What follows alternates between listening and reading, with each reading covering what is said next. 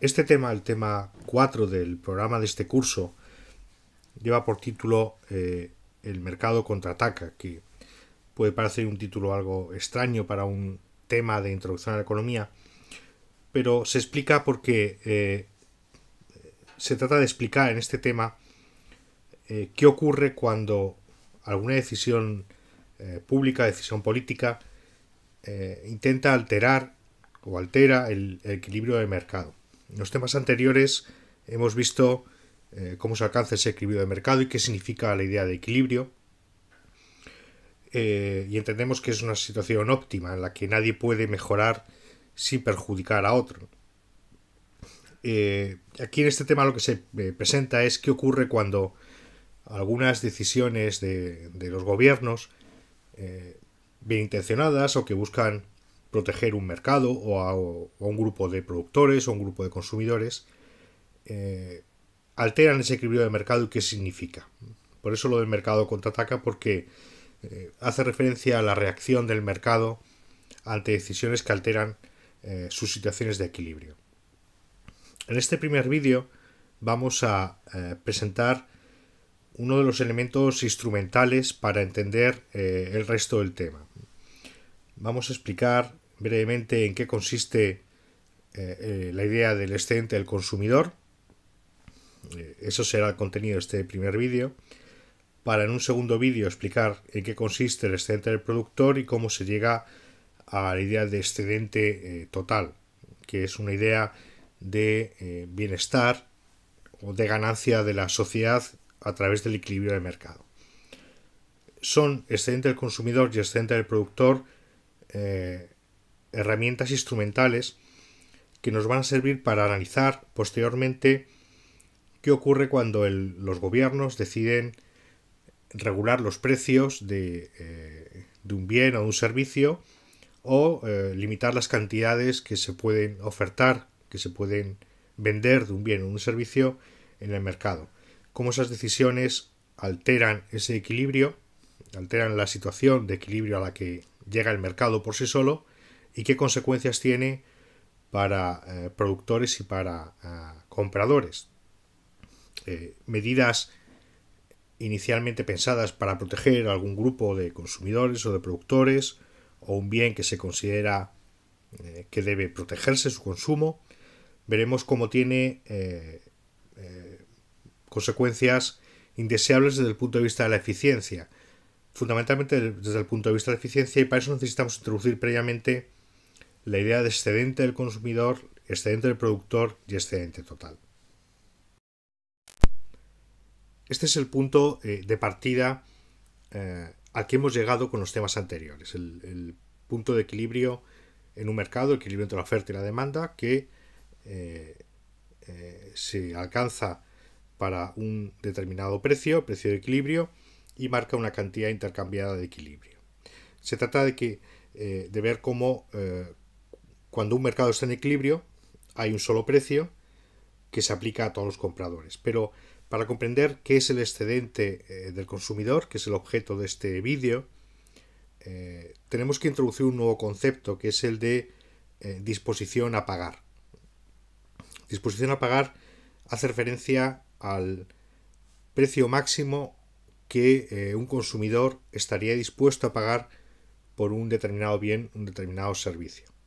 El precio máximo no es el precio de equilibrio, sino que expresa la disposición a pagar un precio máximo, el máximo que uno estaría dispuesto a pagar por consumir un bien o servicio.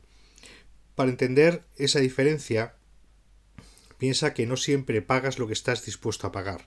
No siempre pagas por un bien o por un servicio lo máximo que estarías dispuesto a pagar. Normalmente pagas, o en muchas ocasiones se paga menos de lo que estarías dispuesto a pagar.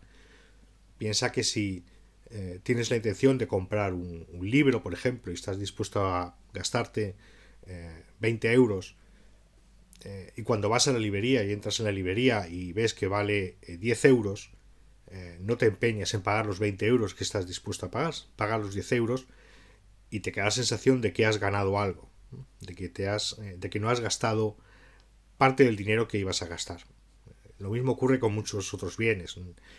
Alguien no va a un concesionario de coches y paga directamente el precio que aparece en el cartel que suele estar en el expositor. Normalmente piensa cuánto es lo máximo que estaría dispuesto a pagar y ahí existe una negociación con el vendedor normalmente para conseguir un precio diferente del que aparece y que se ajusta más o menos a cuáles son tus opciones de gasto. Esa disposición a pagar la vamos a encontrar en cualquier tipo de bien. Y recuerda que no tiene que ver con el precio de equilibrio que se alcance en un mercado. Uno cuando va a un mercado del bien que se trate tiene una idea de cuánto está dispuesto como mucho a pagar. Otra cosa es que lo pague o no lo pague. Si está por debajo de ese precio lo pagará, de esa disposición a pagar. Si está por debajo, si está por encima, normalmente no pagará el precio.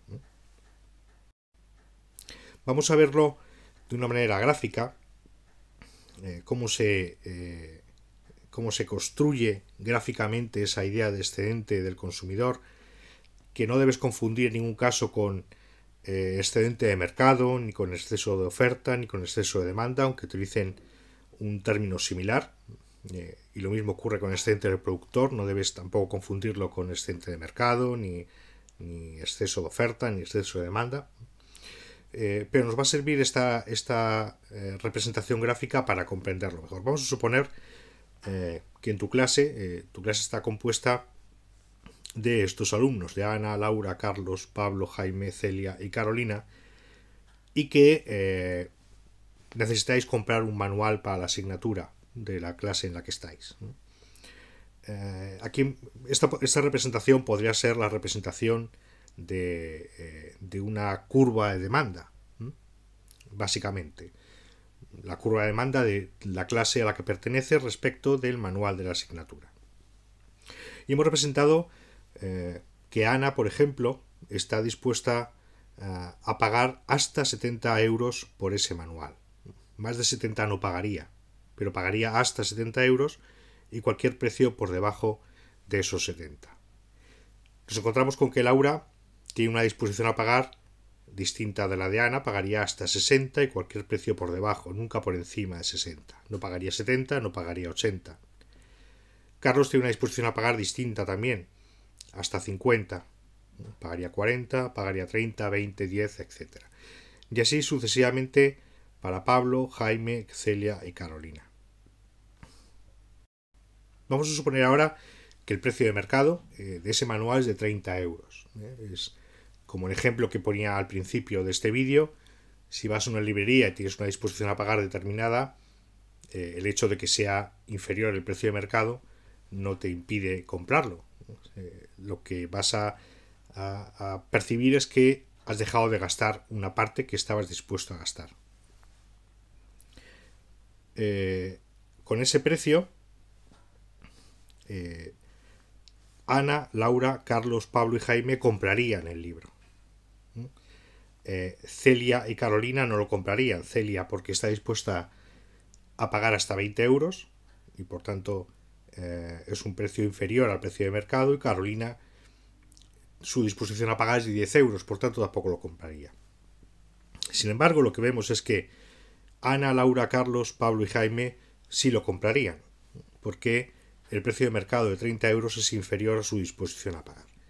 Bien, en este rectángulo, para cada uno de los componentes de este mercado, vemos que hay dos partes una vez que hemos trazado la línea del precio de mercado. Una parte por encima de 30, que representaría para cada uno de los consumidores que adquieren ese bien la parte que no gastan en ese libro, es decir, la ganancia en términos monetarios o de bienestar que obtienen por el hecho de que el precio de mercado 30 sea inferior a su disposición a pagar. De esta manera, el excedente individual de cada uno de los consumidores será la parte de esos rectángulos que hemos representado que se sitúan por encima del precio de equilibrio y por debajo de la disposición a pagar de cada uno de ellos. Si representáramos el conjunto de todos los consumidores posibles de ese bien en el mercado, es muy probable que encontráramos disposiciones a pagar entre 70 y 60, de manera que esta aparente curva de demanda en forma escalonada se convirtiera en una recta. Pero en todo caso esto es esta parte azul del rectángulo lo que representa es esa ganancia individual. Ganancia que se obtiene por el hecho de que el precio de equilibrio de mercado sea inferior a la disposición a pagar de esos consumidores. Si representáramos todos los posibles consumidores o demandantes de ese bien con sus respectivas disposiciones a pagar, podríamos pasar de este excedente individual del consumidor, que es lo que cada uno de ellos de forma individual gana o obtiene por el hecho de pagar el precio de mercado, obtendríamos el excedente del consumidor del mercado, que no sería otro más que este triángulo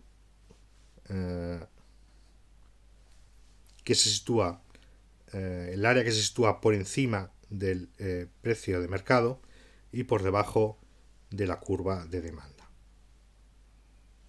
Básicamente esto es una ganancia en términos de bienestar, de algo que no se gasta, algo que por el hecho de pagar un precio de equilibrio de mercado no gastarían los consumidores, es algo que ganan y que se entiende en términos de ganancia de bienestar para los consumidores. En otro vídeo en el que siga completaremos esta figura que es a la que nos dirigimos, que es el excedente total del mercado, construyendo previamente lo mismo que hemos hecho para el consumidor, el excedente individual del consumidor o el excedente de mercado del consumidor, el excedente del productor. Introduciremos un concepto distinto, que es el de coste para el productor, y construiremos lo mismo que hemos hecho para el excedente individual del consumidor, el excedente individual del productor y el excedente total del productor, lo que nos va a permitir más adelante analizar en términos de pérdida de ese excedente qué ocurre con medidas públicas de precios y de cantidades que alteran el precio de equilibrio en ese mercado.